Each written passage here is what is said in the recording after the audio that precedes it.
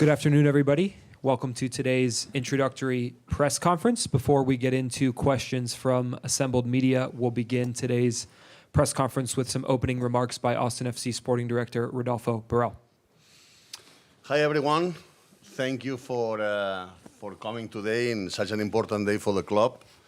I would like to introduce, I'm delighted to introduce Nico Estévez as our new head coach. We understand there's a lot of excitement. He's our second coach in history of the club. Here he is, and please help me welcome him.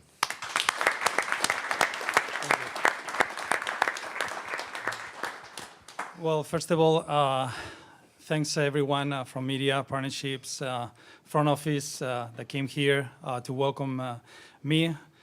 I would like to thank Rodo for believing in me as the second head coach in history of Austin FC.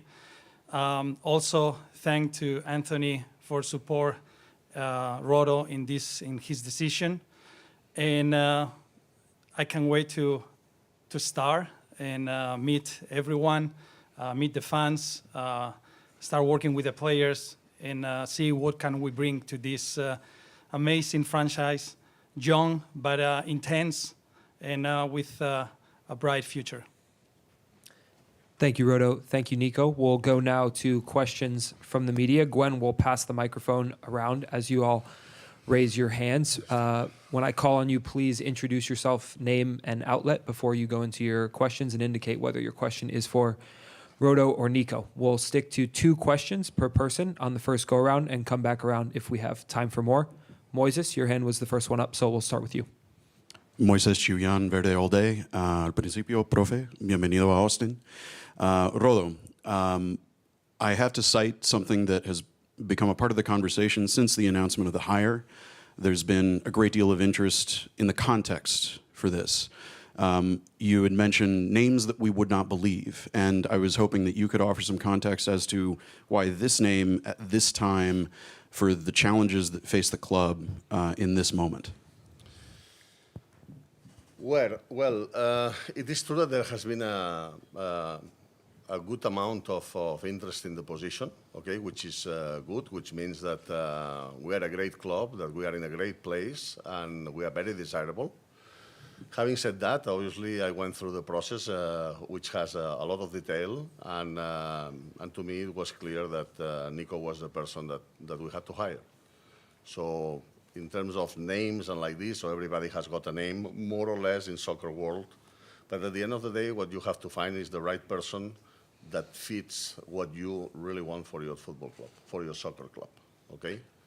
And Nico, I guess it'll be 4 months before we actually see performance on the field. But in advance of that, knowing that things like Copa Tejas are very important to this fan base and having very intimate knowledge of a certain portion of that equation, are you looking forward in any way to taking advantage of things that you know about players that you will be playing against when Austin plays Dallas for the first time? Well, I think every game is going to be important for us. I think the mentality of the team has to be that every time we step into the field, that game is the most important game that we have to play. This will put us in a position to fight for every situation that we put the team into this season. And of course, I think knowing the league, knowing every opponent, not only the one that I coached before, the others, Texas, like Houston, rivals, you know, I think the entire MLS have been here in the country now in December 10 years. It makes me a lot of knowledge of how the league has changed, where the league is going, what players are in each team, and hopefully I can bring that to the table. I can bring that to the team, and we can celebrate some wins together. Eric? Yeah, thank you. Eric Goodman, Austin Chronicle. Rodo, I was just hoping for a little bit more detail as to what the process was, what about Nico ended up, what the qualities about Nico that you like, and also there is the reality that his resume is very similar to Josh Wolf's. So what can you speak to that about why you expect the results to be different? think you're trying to make some kind of connections that I guess it doesn't work for me. The things I'm looking at is, as you can understand, that every change comes with an adaptation time. I know, guys, you have no patience.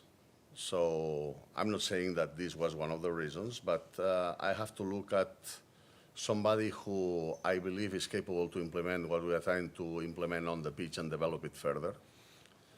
The second thing would be that to me was important somebody who had a background at having coached youth players, because like it or not, in MLS, there is a lot of developing within a first-team environment because of the fact of DPs and young players and having to integrate all of that. In addition to that, after our games here at the Q2, sometimes when I barely speak, no, with the opponent coaches, because we are in the same corridor after the games, the typical sentences are, it would be impossible for me to live here under this heat. It's not possible to play soccer with this heat, etc., etc. So one of the things I was looking at as well is somebody who would be immediately adapt to that this wouldn't be a shock, okay? Training in that heat, understanding that is important, playing under this heat, understanding that is important, okay? And in addition to that, there's many other qualities. Somebody who is young, who has hunger, who has desire, who is willing to show on a daily basis, I think not to show for training, instead of showing all of that on a daily basis in the training ground and on the games and fighting for our team, for our city, and for everyone here. And then for Nico, just you and Josh are obviously very close. Have you spoken to him at all this month? And then just how does your style of play differ? You guys do have a similar background, so how does your style of play differ from his? Yeah, I think Josh and me has a relationship that started almost 10 years ago. And he has been informed about this process. I called him the day that Rodo called me, and then told him like I'm gonna go through that process, and I kept him updated on how the things were going until we couldn't say anything to make a little bit more a surprise for everyone. And then you know this world, you have to keep some things that you cannot share. And the style of play in everything is a really interesting question for every coach when it's the first press conference, because I'm gonna tell you, we're gonna do this, then after we're not, for whatever reason you cannot do it, you have to adapt and you have to do other things, and you're gonna come 2 months later, hey, you said you did, then I'm not gonna say much, you know, because I know how it works, and I don't want to say something that I won't be able to produce. And I'm gonna tell you why. I need to meet the players first. One thing is to analyze them and to watch them, as you all do. And you can do an amazing job seeing that. After, when you train them, you really know what they're capable and where the best positions we can feed them. Then when we have that, we'll create the best style of play as possible. But one thing that I know that is gonna be important here in Austin is that we want a team that is intense, that is going forward, that is creative, because this city is creative. And then we want to install this on the team. How? With the roster that we have, with the players that will come, and then together bring the best product as possible that make us a team that can compete against any team in this league. I want to add something, please, to your question. Somebody told me a few years ago that the US is a huge country, but soccer world is very little. So, which I mean referring to the connection that you were trying to make at the very beginning. If you ask coaches and assistants around the country, everybody has played with that one or coached with that one or knows the other one, absolutely everybody. And his hiring is non-related to any kind of these connections. To the question if I know Nico before hiring him, if we were friends or something like that, is a no. Just if somebody is waiting for asking this question, is a no. It's not related to friendship or anything. Colby? Colby Gordon, Austin American Statesman. Nico, what didn't work out in Dallas the first 4 months of this year? What didn't go well? Yeah, it's interesting because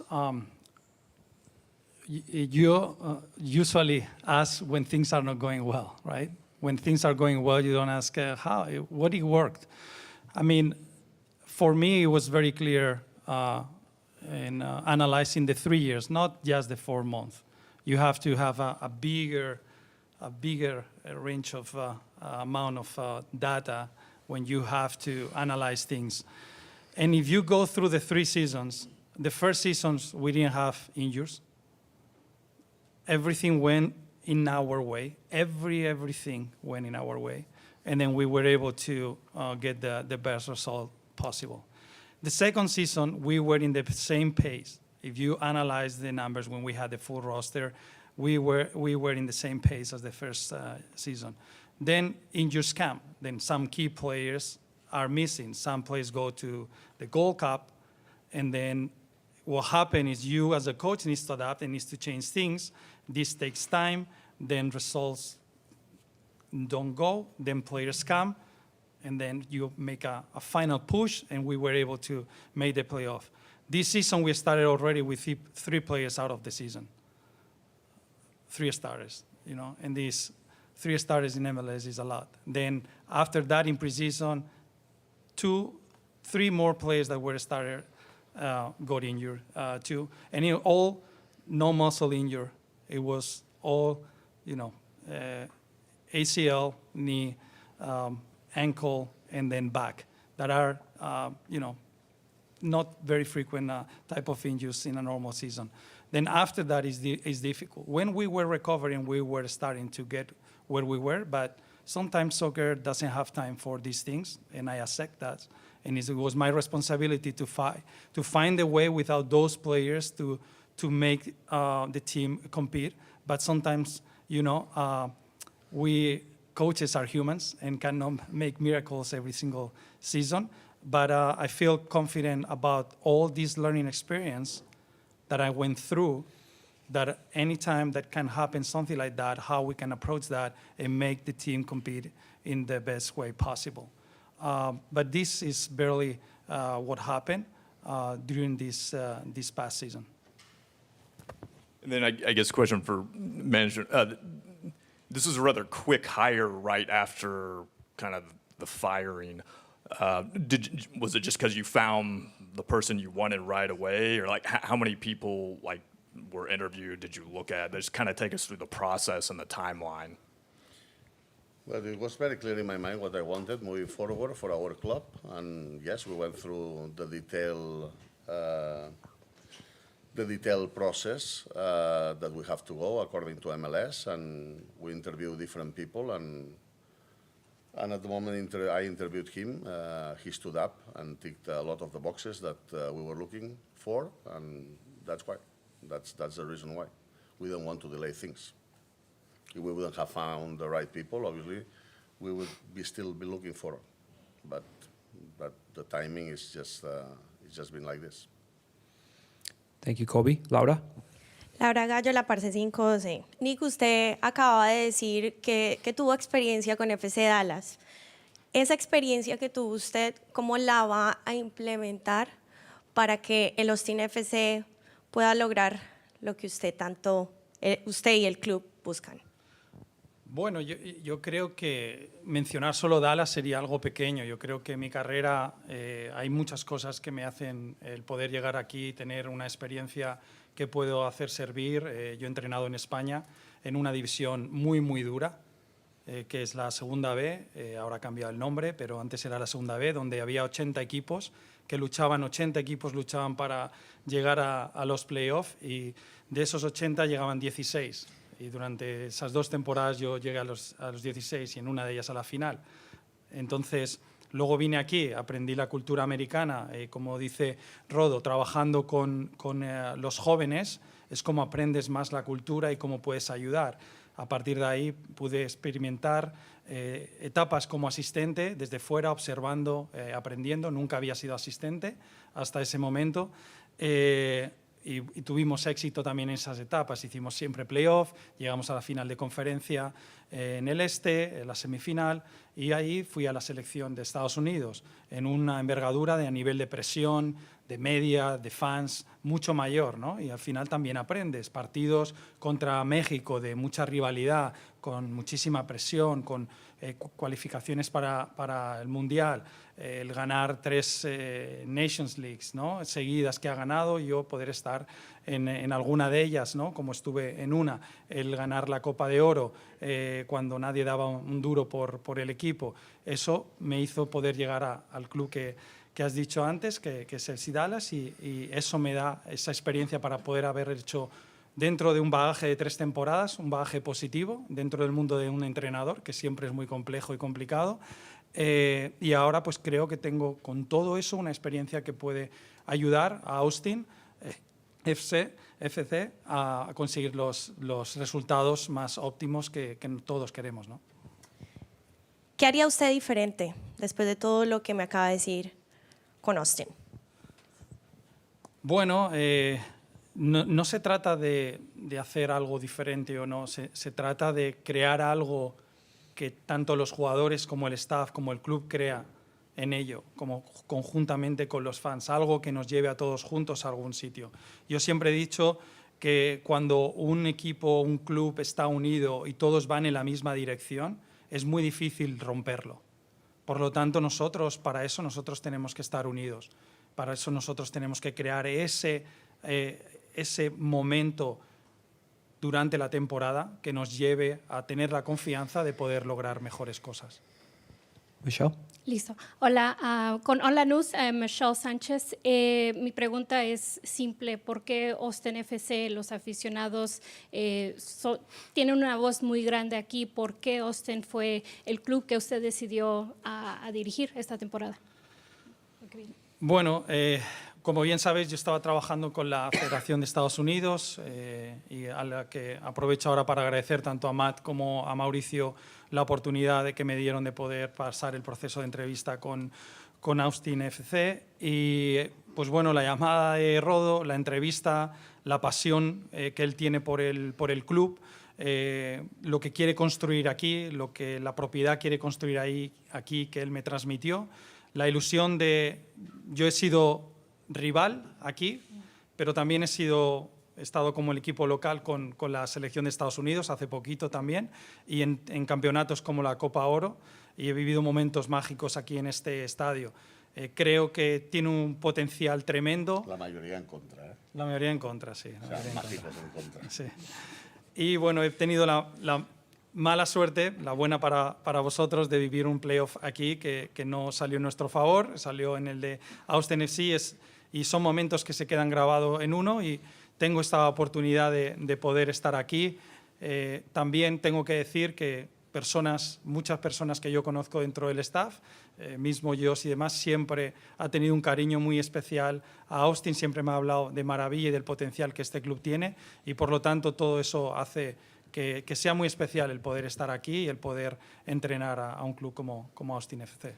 Y la última, ¿cuáles serían las expectativas de los aficionados? Entiendo que Jader Obrián fue un jugador de usted, pero también usted, ¿qué sería un reto para usted para ya cuando hable con estos jugadores, más o menos sabe el estilo que juegan? ¿Qué sería un reto, cosas donde usted puede desarrollar mejor para que la afición obviamente quieren resultados? Bueno, aprovecho también para Jader, yo lo amo. Tenemos una relación muy buena, me escribió en el momento que salió la noticia, a los pocos días hablamos, porque es una persona encantadora, vosotros lo habéis conocido. MLS tiene una serie de reglas y unas normas que le pasa a cualquier club. Tienes que tomar una serie de decisiones que a veces no quieres, pero tienes que hacerlas porque las reglas te hacen tomar ciertas decisiones que no son cómodas de hacer, pero tienes que hacerlas por el bien del club, ¿no? Pero yo encantado de poder estar, tener ahora el poder hablar. He hablado con algunos jugadores ya, con el staff. Estoy poco a poco hablando, acabo de llegar. Tenemos que todavía formar y terminar de crear el staff que nos va a ayudar. Hablando con ciertos jugadores que me han escrito y demás, hemos podido entablar alguna conversación.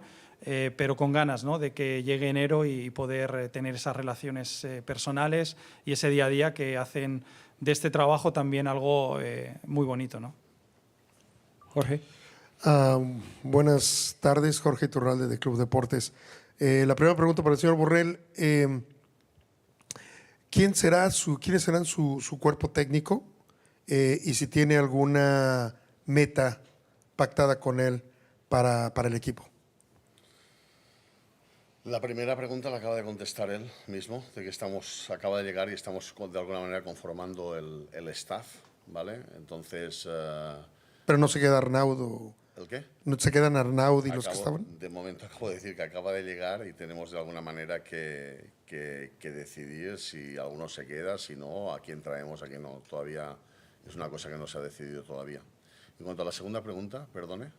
La segunda pregunta, si hay un pacto de metas por cumplir para Pues lo que viene. Lo mismo que lo acabo de decir. Acaba de llegar en coche hace una hora. Todo esto ha ido muy deprisa, como expresaba uno de sus compañeros antes, y de alguna manera todavía no nos hemos sentado a hablar sobre los objetivos inminentes para final de temporada. Antes que eso está un poquito empezar a contactar con el staff, como ha comentado, empezar a contactar con los jugadores, discutir sobre la plantilla, que evidentemente debatimos en su momento durante la entrevista, un poquito más a fondo, y a partir de aquí plantearemos los objetivos. Y evidentemente eso lo haremos saber en la siguiente rueda de prensa, que seguro que me preguntará usted lo mismo. Quizá. Señor Nico, bienvenido. Pues al parecer en el papel usted tenía mejor equipo con Dallas del plantel que teníamos aquí o que hemos tenido aquí. ¿Qué es lo que cree usted que será diferente? Yo sé que lo dijo de alguna manera, pero ¿qué será diferente? ¿Dónde se ve usted en los primeros 6 meses del equipo, de coach? Bueno, Jorge, lo primero que quería hacer era felicitarte por esos 2 premios que esta pasada semana recogiste. Me lo han chivado y bueno, enhorabuena y seguir trabajando duro. Lo segundo, Jorge, una cosa es lo que para usted o para otra persona una plantilla sea mejor o peor que la otra. Yo siempre digo una cosa, eso se demuestra en el campo. Entonces, da lo mismo lo que sobre el papel o lo que uno piense o lo que no. En el verde, cuando se salta ahí, quién es el mejor se demuestra compitiendo y jugando. Para todo. Yo me acuerdo cuando estaba el primer año en Huracán y quedamos terceros y el club hizo una inversión importante el segundo año y todo el mundo decía, no, es que esta plantilla es mejor. Sí, pero hay que demostrarlo. Porque esta otra plantilla llegó a los playoffs, ahora esta tiene que llegar. Pues eso es lo mismo. Estos 6 meses, trabajo y demostrarlo en el campo. Thank you, Jorge. Corey, go ahead. Corey Mose, KVU Sports. Nico, congratulations on the job. Just wanted to ask, your time in FC Dallas, I know you have to prepare and strategize for Austin FC. Wondering, in your preparation, in your staff's preparation, what are some deficiencies you saw in this club, and how do you plan on fixing them as the lead man here now? Well, I think one of the things that you can do is either you analyze what deficiencies are and then you make adjustments, or either you start and then you figure out things, right? We are in the process right now to analyze things. Because as I said, one thing is to watch the team and analyze it as an opponent and everything, but I haven't even been in the training facility. I haven't even met some of the players. I've called all the staff. We need to bring new staff also. After that, we'll do an evaluation as a team. Like we ask the players to play as a team.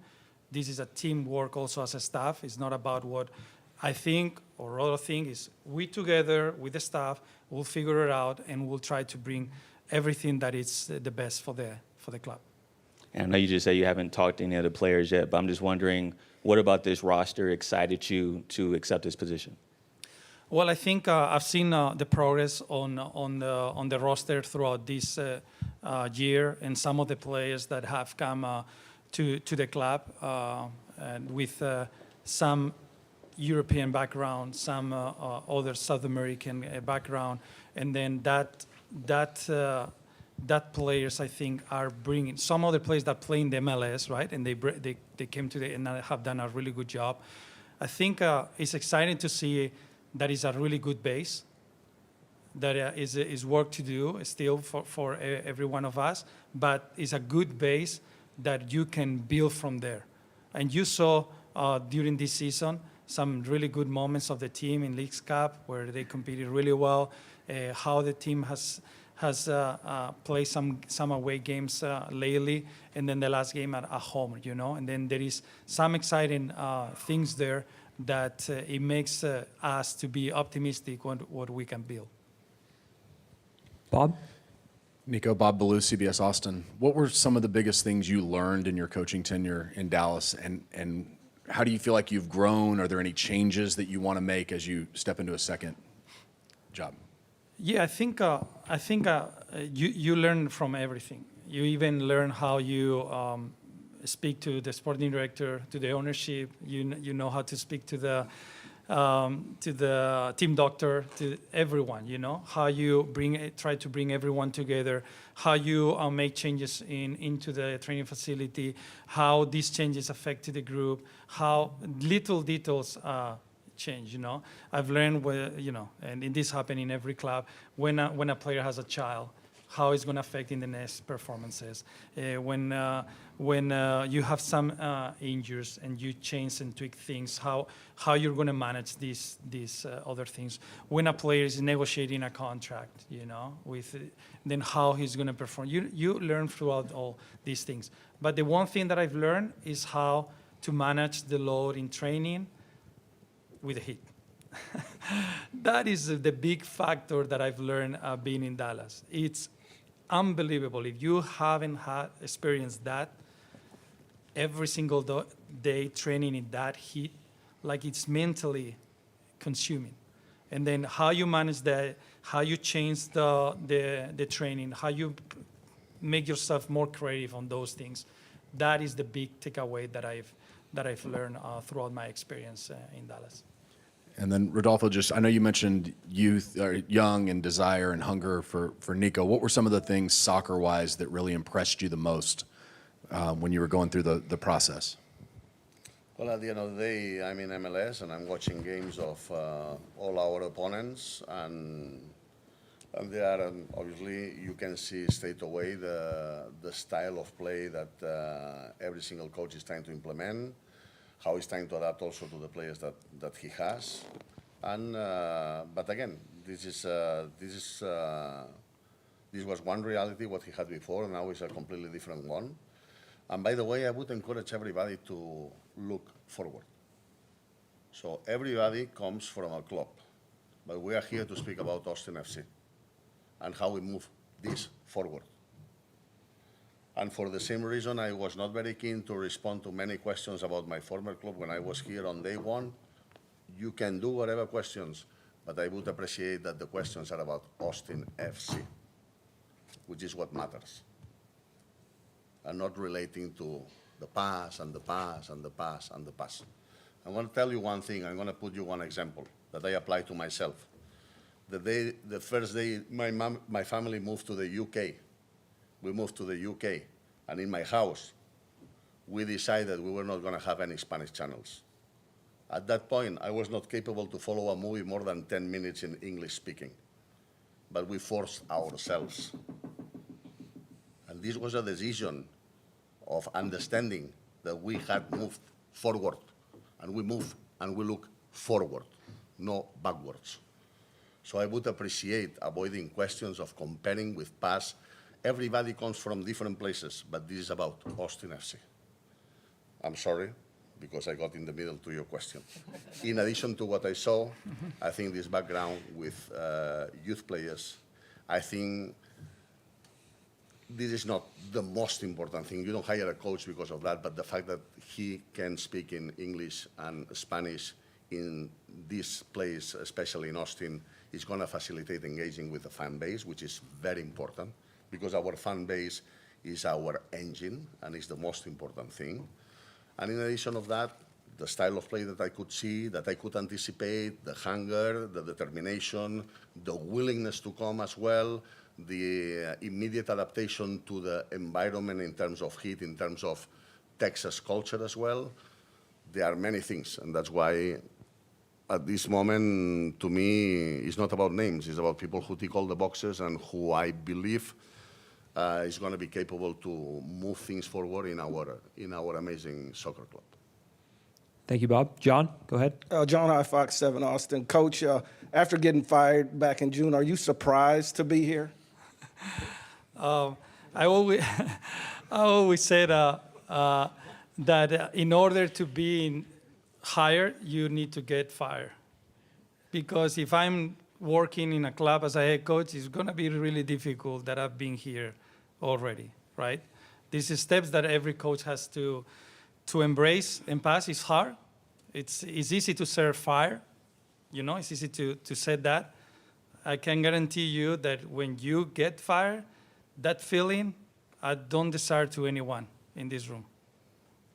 And then it's something that it is tough, you know? But again, if getting fired made me stay here, you know, it's what life gives you. I always said, there is nothing that you can prepare. Life is going to guide you where you have to go. And then this is our mentality in our family, and we have been moving around for a long time, and we're happy about the style of life that we've gotten. I would like to remind everyone that all the coaches get fired and get hired and get fired and get hired. Jim? Yeah, good afternoon. Jim Vertuno with the Associated Press. Nico, I guess I know you said you still have to meet with players, but is there a wish list that you would? What would be your priority for your wish list for the roster for next season? What would you want? Anything new for the roster for next season? What would be your top priority? And then I'm coming to you based on what he says. So. Don't worry. Look, I've been surviving to Jorge 1 year, so as you can imagine. I think it's you know, it's not about a wish list. It's about the right player, the right position, the right people that fits for our project. And it's sometimes it's nice to hear about names, you know, but sometimes are not the right fit. And then this is Rodo's job, you know, find the right fit. And this is something that he always share with me when it's the moment. And we're in the same page on that. And I think if there's any question about roster and everything, Rodo is your guy. Okay. All right. So, Rodo, your question. Since we're going forward, tell us, how do you envision the roster? Any changes that are going to be coming between now and next season? How difficult that's going to be? And after a difficult season, is Driussi still the centerpiece here going forward? Well, the first question, as I mentioned from day one, we are trying to improve. We are going to improve the roster every single window. Okay, so there is a window now, so obviously we are going to improve the team as much as we can within the rules and restrictions that everybody knows in terms of salary cap, etc. In terms of Seba Driussi has contract at Austin FC, and like any other player in our roster, is a centerpiece. Everybody is an important piece. Yeah, and Seba is one more of these players, and we expect always the best out of him, as we expect from every single player. Does anybody who has not asked a question yet have one? Because we're just about at our time limit here. Lincoln? Yep. Lincoln Rose, Austin FC Broadcasting. Nico, you've been here as an opposing coach. You've been here a couple weeks ago as a coach with the good guys. Could you speak to your experience in what we think is a pretty special atmosphere, both here at Q2 Stadium, but the supporters as a whole, who I know have also traveled well to your time in Frisco? Well, I think I can tell you, I don't have even to tell you. You have experiences. The people that has come to the stadium has experiences. People that support Austin, people that is in the opponent side, they all are gonna answer the same. There's a magic in this building every single time when everything is linked, team and fans. It's something magic can happen here, and this is what we are gonna try to do and expect for the next season.